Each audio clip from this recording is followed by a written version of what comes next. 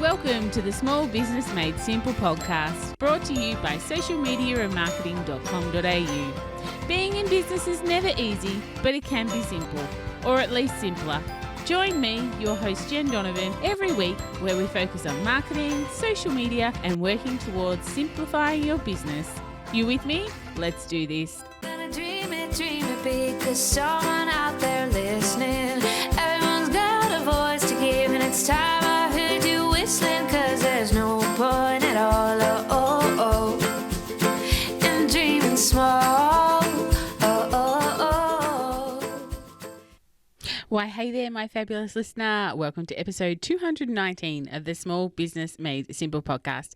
Thank you, as always, for lending me your ears today. I know that you have lots of choices out there, so I do sincerely appreciate you making my podcast one of them. If you are enjoying this podcast, though, I'd love you to take a screenshot and share it on your socials and maybe tag me, because that would be super cool to get to know you a little bit and to be able to follow your small business journey along on social media as well. Before we get started, there's a few things. So first of all, if you want to see the show notes for this episode, you can find them at all the W's, socialmediaandmarketing.com.au/219. And did you have a listen to last week's episode? Episode 218 was all about the real cost of discounting your goods and services. Now, we all know we lose margin, but do you actually know overall how much margin you will lose and what work it's going to take for you to catch up to bring that profit back in?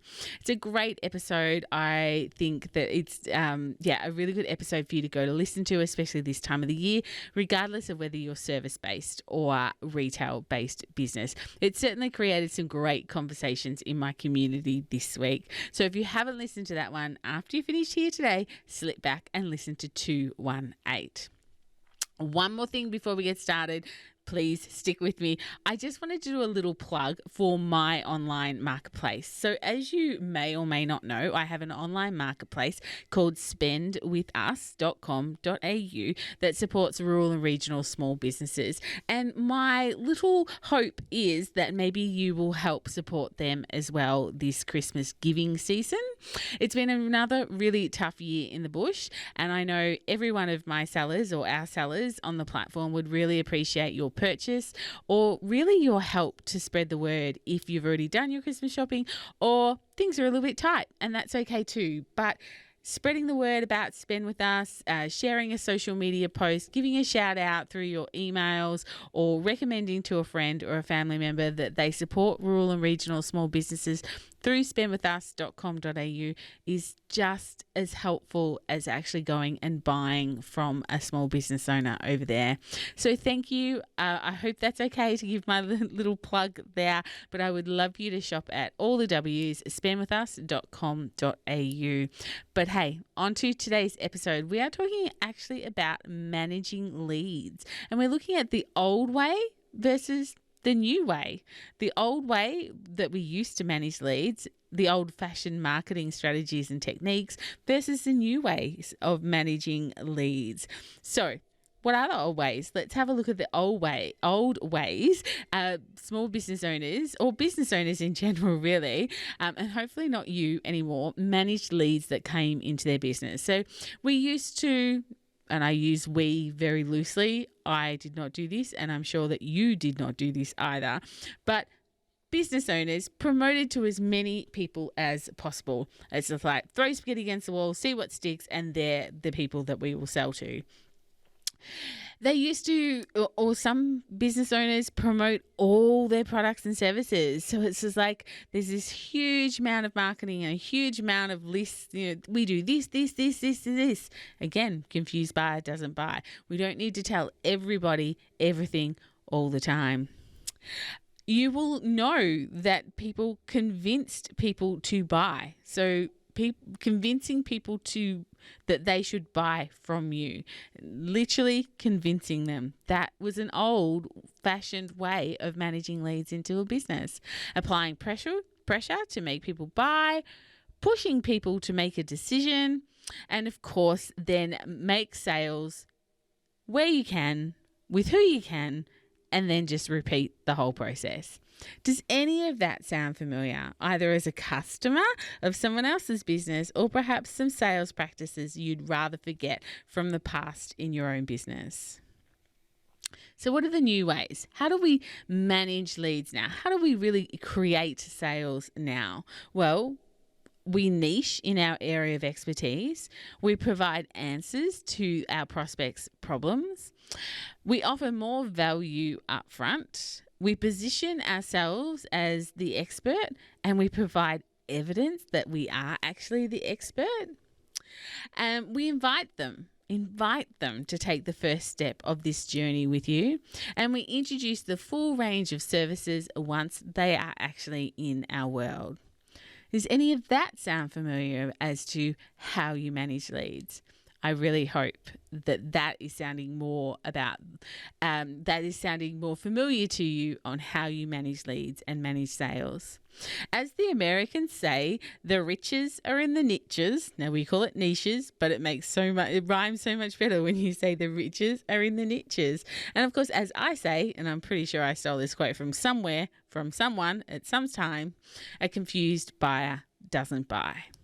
So what did we really learn from those two lists? Well, this is what I see that we can learn from the old way of doing business, the old way of creating sales and managing leads, to the new way of managing leads and making sales.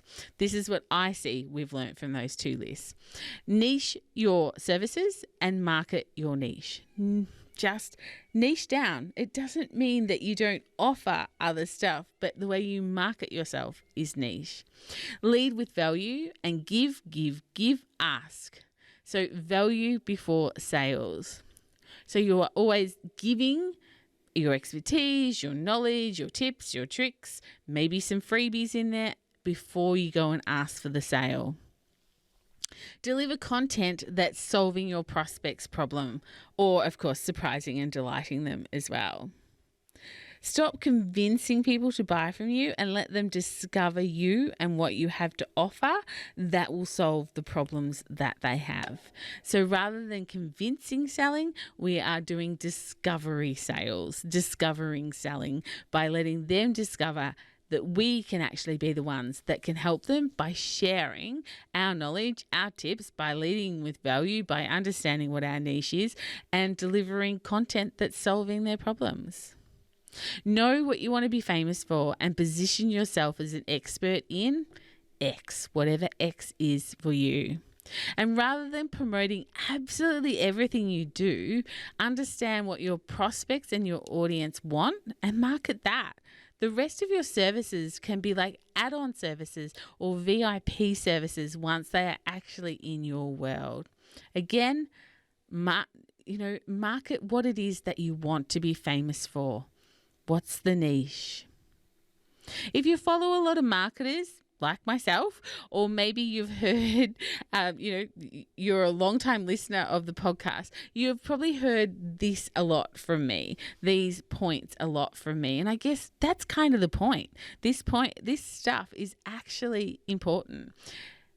Think of how you want to be sold yourself. Like, how do you want people to sell from you and deal with you as a lead in their business? And then use part of that selling strategy in your selling strategy too, because no one likes to be sold to. And my guess is that as soon as you feel like you're being sold to, you either start to step backwards or click backwards, depending on whether you're being sold to in real life or on the internet. We always click the back button, or we start to take steps backwards towards the door. So what content do you have in your business that provides value, services, and solves the problems of your ideal client? What's your niche? What do you want to be famous for? And what problems do you solve? Or alternatively, what do you surprise and delight your customers or your prospects with? Or how do you surprise and delight your customers and prospects? We are officially now in December and the end of the year is nigh. So if you don't have time to answer these questions today, because I get it, you could be winding up or winding down depending on your business, but note them down. Save this podcast for episode and make note to come back here, perhaps later in this year or early next year when things calm down, and answer those questions and get 2023 off to one of the best starts that you possibly could.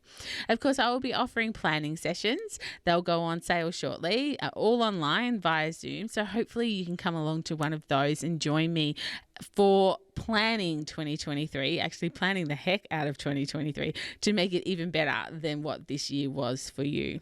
But if you've got questions about funnels, if you've got questions about, convincing selling or not convincing selling, about how you actually, how the new ways are of dealing with leads and prospects, then sing out. I'm more than happy to have a conversation with you. Of course, you can come and leave your feedback and your thoughts in my Facebook group, Like-Minded Business Owners, or you could DM me or you could email me, jen@jendonovan.com.au. I'd love to know your thoughts on this as well. And look, just on that as well, if you have any topics you would like me to cover in 2023, because 2022 is just about sewn up for the podcast now. But if you've got any topics you would like me to cover next year, sing out. I would love to hear what they are. And as always, if you would like me to help you get 2023 off to a great start, then book a discovery call with me. The link is in the show notes, which you can find at allthews, social media and marketing.com.au/219. But that's it for this particular episode. I will, of course, see you back here for episode 220. If we aren't friends and getting social on social, then please come and find me on Instagram, Facebook or LinkedIn. I would absolutely love that. And of course, as I always say, whatever you do, my small business peep, as my opening song says, there is no point in dreaming small. No time like the present. Tell it like you feel it, say it proud, be true, and let us see you for the star that you are. No point in dreaming small. I would like to acknowledge the traditional custodians of the land, the Yorta Yorta people, on which I record this podcast and conduct my business today, and pay my respects to their elders, past and present. I extend this respect to the Aboriginal and Torres Strait Islander people here with us today as well.